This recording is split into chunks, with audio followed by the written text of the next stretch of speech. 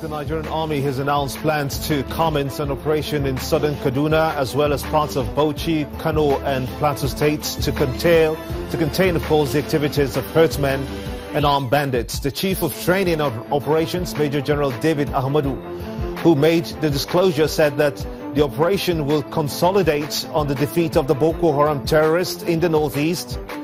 While in the southwest, Assistant Inspector General of Police Sadamu Ibrahim carried out an on-the-spot assessment of attacks in Ishawo.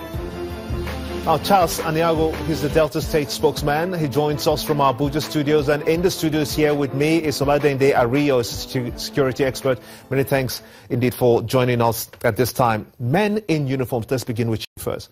Men in uniform have been killed by militants ever so often. We just saw that also in Ishawo area. Very sad indeed for the Nigerian police. But what seems to be the major challenge the police are facing? Is it training? It cannot be training. Let me tell you, I was trying to understand what happened in Ishawo, and I read a lot of reports, but the one that really caught my attention was the one saying that the uniformed men ran out of ammunition. The question is, you were going on such a serious assignment and they were not adequately empowered. The question is, who authorized the expenditure, okay, without giving them adequate ammunition? You cannot give anybody responsibility without composite authority. So they were overpowered. For me, they were overpowered, and then they were wasted. I read a lot of reports on them, and it was very painful that they were wasted. I will blame whoever headed the body, the committee, or unit or group that initiated their going for that trip. They were sent on such a deadly trip, and then they were given, less than what they require. How do you address this issue now that you've identified that they were ill-equipped? I may not know of other states, but speaking for Lagos State, Lagos is cosmopolitan, and economically viable and strong enough to have a state police. I also may not have the specific figures that Lagos State government spends in assisting the federal police, the army, and other security agencies. But it's a lot of money, enough for Lagos to have its own police.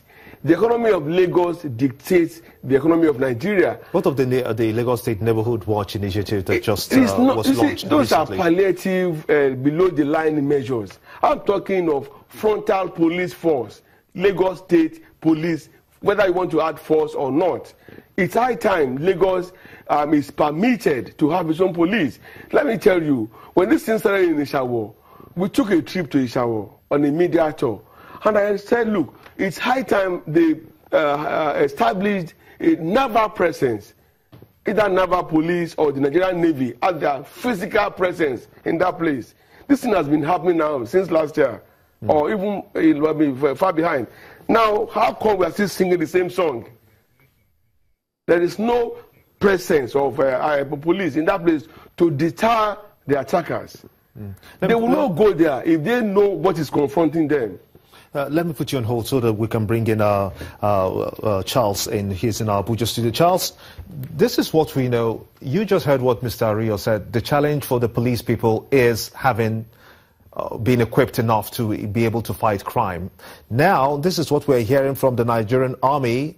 The Chief of Training and Operations, Major General David Ahmadu, has likened the Boko Haram terrorist attacks to the herdsmen attacks. And your state, Delta State, was also captured in this very dicey situation, security situation that you have. Do you believe there's a relationship between the Boko Haram that has been largely dislodged from the northeast and the herdsmen?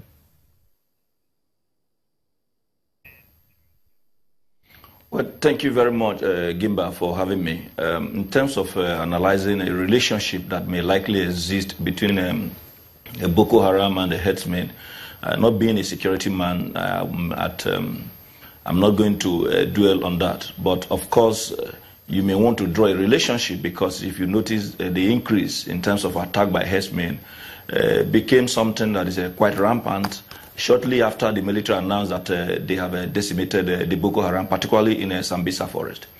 But beyond the issue of the relationship that may likely exist between Boko Haram and herdsmen, you will also want to take a second look at the issue, the negative aspect of this whole thing, that the fact that it's national makes it also very imperative for both the federal government and indeed the different state government to collaborate to be able to deal with this issue.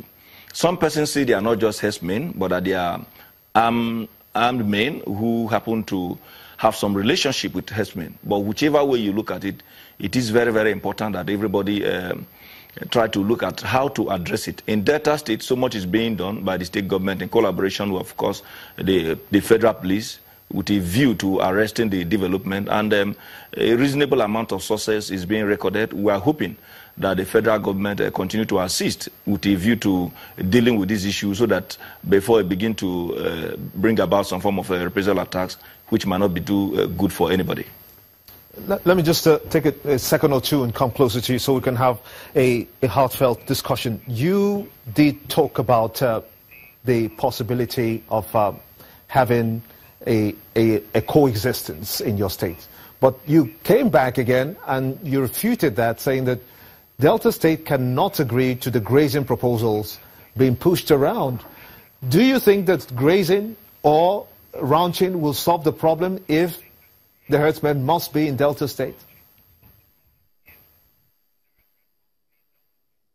We must realize that Nigeria as a country has moved away from the ancient time where you begin to look at herdsmen as people who can operate in a more nomadic form, moving from one place to the other. Because as we make progress, we must behave with those who are also moving in tune with modernity. Number one, how come at a time like this you are still having herdsmen moving cattle from one place to the other, rather than having ranches where you can now keep these animals or the cattle in one place and feed them? Don't forget that the cattle is the farm of the herdsman. The owner of a cassava plantation or whatever plantation you have as a farmer is your own farm. How will you allow somebody to use his own farm, in this case the cattle, to now mow down your own farm, which is either the cassava or the corn or whatever plantation you have? If you continue, or if we allow that to continue because we are being sentimental about it, we are not going to have the right result, which is people existing peacefully or coexisting side by side with one another.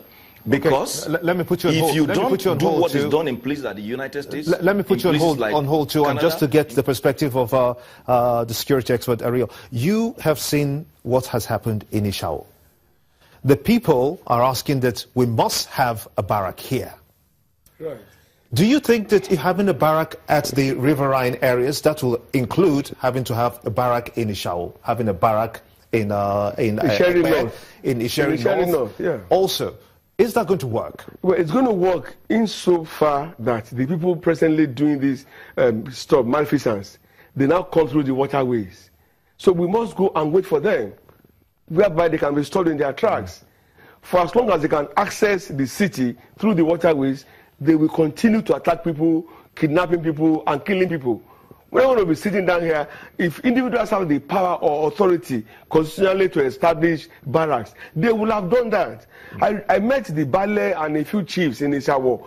They were telling me their efforts, individual efforts. They collected money, they bought a lot of... That's the word. They must have a barrack also in Isawo. It's important. Thank you, Mr. Ariel, for talking to us on State of the Nation, and also to Mr. Charles Aniago. He's the Chief Press Secretary of the Delta State Government, for talking to us, and for you for being part of the show as well. Many thanks indeed for being a part of it. I'm Gimba Omar. See us next time again for a fresh episode, and this is State of the Nation.